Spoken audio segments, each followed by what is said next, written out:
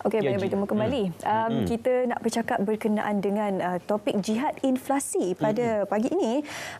Kalau minggu lepas kita bercakap berkenaan dengan hak kita sebagai pengguna, minggu ini kita nak teruskan berbicara tapi topiknya sikit berbeza. Kita nak bercakap berkenaan bagaimana untuk kita meningkatkan simpanan dan juga kemahiran menghadapi kegawatan. Okey, untuk itu kita terus saja memperkenalkan tetamu kita pada hari ini. Kita bersama dengan Profesor Manda Dr. Aida Idris, Pensyarah Pusat Keusahawanan dan Pembangunan Pelajar Universiti Malaya. Assalamualaikum, selamat pagi Doktor. Terima kasih bersua kembali.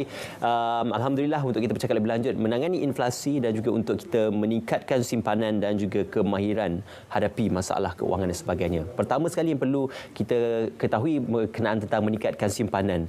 Apa yang boleh kita lakukan pada ketika ini untuk meningkatkan kadar simpanan tetap ataupun kadar deposit simpanan kita, Doktor? Ya. Bismillahirrahmanirrahim dan Assalamualaikum Saudara Ismail, Saudari Syu, dan mungkin sebelum saya terlupa, selamat menyambut Hari Kebangsaan insya-Allah ya, yang ke-65 esok ya. Kita perlu untuk menjawab soalan ini mungkin perlu pengguna ataupun masyarakat umum perlu memahami apa situasi sebenar yang sedang kita hadapi pada hari ini kan. Dalam suasana sosioekonomi yang terang-terang ya, kita melihat kenaikan harga barang secara berterusan ya. Begitu juga dengan kenaikan kos pinjaman ya, yang juga secara berterusan ya. Contohnya baru semalam kita diumumkan ya,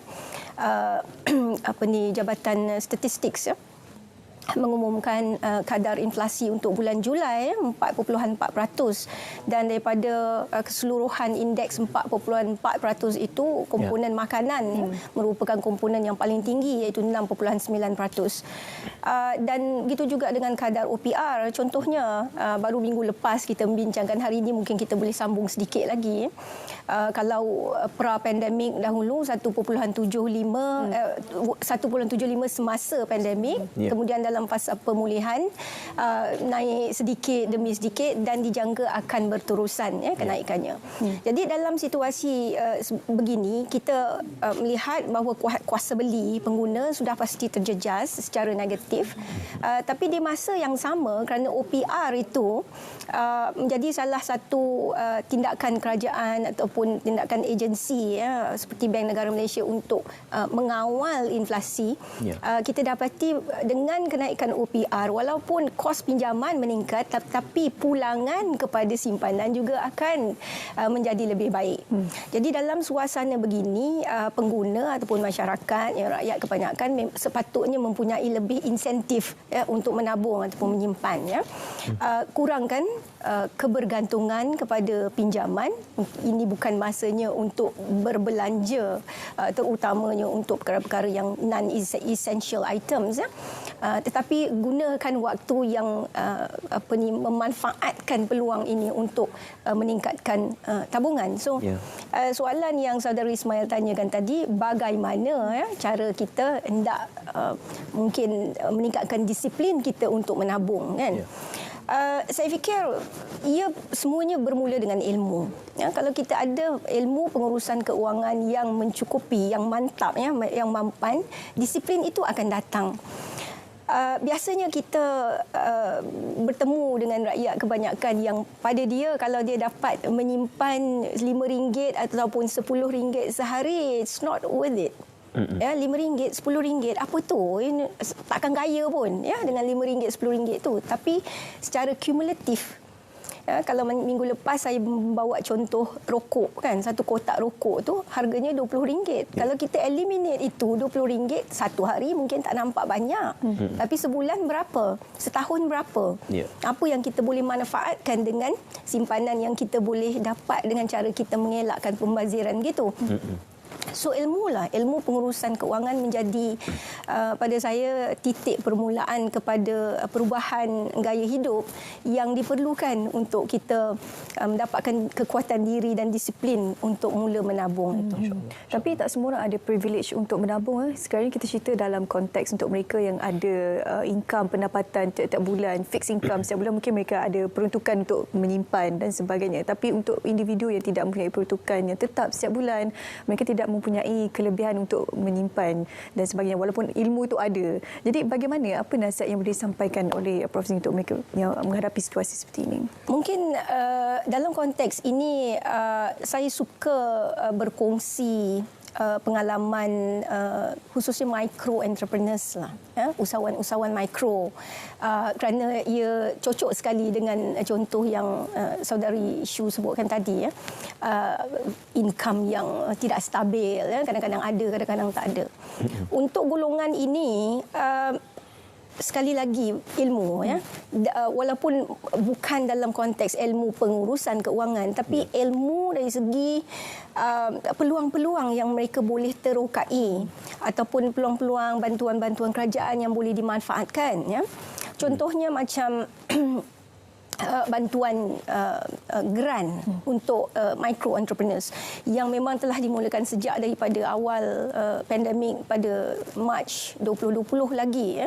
Begitu banyak sekali skim-skim bantuan, skim-skim kewangan untuk micro entrepreneurs ini yang sebenarnya tidak diterokai dengan sepenuhnya. Saya berbual dengan pegawai-pegawai dari beberapa agensi kerajaan yang mengatakan bahawa permohonan untuk mendapatkan bantuan ini sebenarnya masih di tahap rendah. Ia tidak dimanfaatkan sepenuhnya.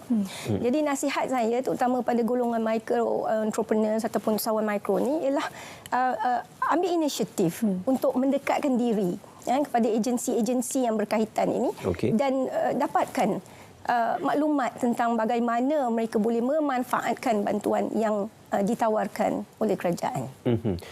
Doktor, cumanya pada ketika ini dalam situasi ekonomi dunia yang tidak menentu dan juga situasi perbekalan dan sebagainya dan juga situasi inflasi, apakah masa yang terbaik untuk usahawan-usahawan yang baru berjinak-jinak dalam perniagaan, Doktor?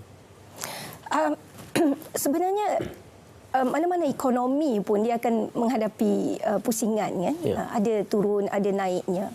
Dan kita lihat ramai usahawan yang terkesan semasa pandemik dahulu, setengah mereka ni yang dapat bangkit apabila mereka diversify dalam bidang-bidang yang berlainan daripada perniagaan asal mereka.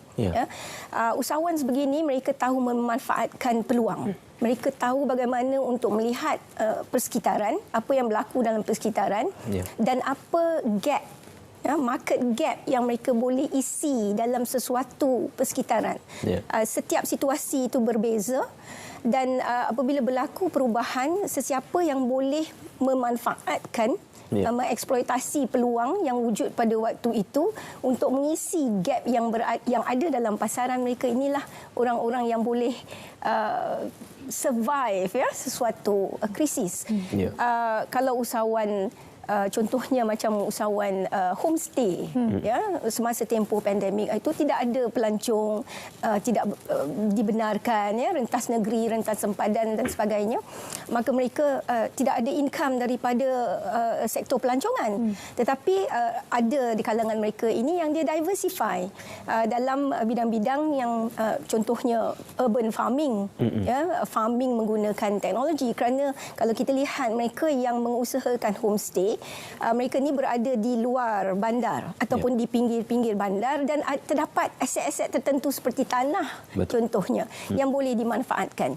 Jadi mereka yang mempunyai drive itu untuk dia diversify kepada bidang-bidang yang berbeza daripada perniagaan yang asal, inilah biasanya orang-orang yang boleh survive sesuatu situasi krisis. Untuk kita kekal hidup dalam situasi yang mendesak seperti sekarang ini kan, ialah apabila inflasi meningkat, harga barang meningkat, mudah saja nak turun tu lambat sikit. Nak kasih kesan contohnya kenyataan yang keluar sekarang ini, harga minyak, harga ayam sudah stabil, bekalan sudah mencukupi, tidak ambil lagi juga akan dibuka ekspor kembali ke luar negara. Tapi harga makanan yang sudah dimasak, kalau kita perhatikan, kalau kita pergi ke pasar malam ke tepi jalan dan sebagainya, harganya masih lagi dalam lingkungan yang agak tinggi jika nak dibandingkan dengan harga pasaran ayam contohnya dah makin stabil sekarang ini. Jadi itulah bila nak cakap berkaitan dengan jimat untuk menghadapi kegawatan ekonomi dan sebagainya. sebagainya, situasi itu membuatkan kita tidak boleh melaksanakan penjimatan tersebut. Jadi apa antara langkah-langkah lain yang kita boleh berikan kepada Batu Api Malaysia untuk ialah menjimatkan kos pemakanan terutamanya? Okey. Sebarang tindakan kerajaan sebenarnya ataupun intervensi kerajaan, ya, kalau dalam pasaran terbuka seperti Malaysia memang berlaku dalam situasi tertentu sahaja, ya. Kerajaan tidak boleh campur tangan dalam setiap masa, kerana dalam pasaran yang terbuka negara seperti Malaysia kita percaya kepada market forces, ya. Kuasa pasaran itu untuk menentukan penawaran, ya, bekalan, harga jualan dan sebagainya. Untuk kita mendapatkan satu perubahan yang berkekalan, dia mesti datang daripada pengguna itu sendiri untuk mengubah gaya hidup. Ya. Kalau dalam konteks makanan, ya, saya suka sekali berkongsi satu fakta, ya, yang memang tidak dapat dinafikan, ya, pembaziran makanan. Malaysia merupakan salah satu daripada 10 negara di dunia yang paling banyak menghasilkan sisa makanan. 17,000 tan sisa makanan terhasil setiap hari di Malaysia ini. Jadi pokoknya kalau nak berjimat, kena kurangkan pembaziran. Betul. Kita ringkaskan pada pagi ini. Prof, terima kasih banyak. Itu saja kesempatan kita ada pada pagi ini sebenarnya untuk kita bercakap berkenaan topik terjadi tangani inflasi. Macam mana kita nak meningkatkan simpanan juga mendapatkan kemahiran menghadapi kegawatan. Okey, kekangan keuangan sudah pastinya dihadapi oleh pelbagai pihak pada ketika ini, tetapi bagaimana kita bijak untuk menghadapinya. Dan kita nak berehat sekejap untuk kita berikan laluan kepada Met Malaysia untuk laporan cuaca. Selepas itu persembahan daripada artis jemputan kita pada pagi ini.